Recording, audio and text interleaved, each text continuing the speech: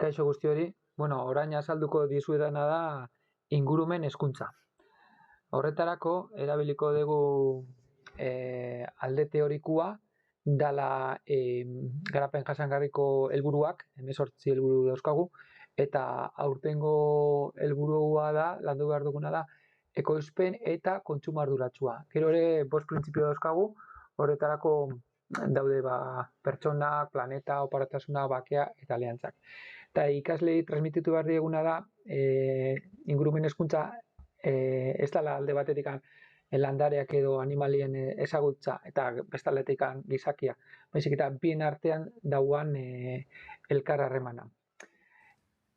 Ingurumen hezkuntza beharrezkoa da eskoletan ikasleek kontzientzia dezaten gizakiok daukagun arduraz ingurumenean.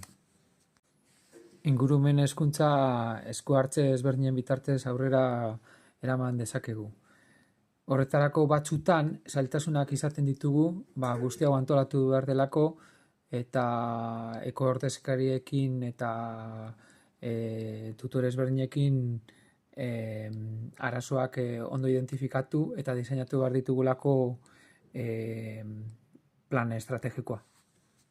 Gero komunikatu behar dugu, eta komunikazio plan bat izan behar dugu. Horretarako transmititu behar dugu guzti hau txoko bertearen bitartez, edo sare sozialen bitartez, edo eskolako web horretik.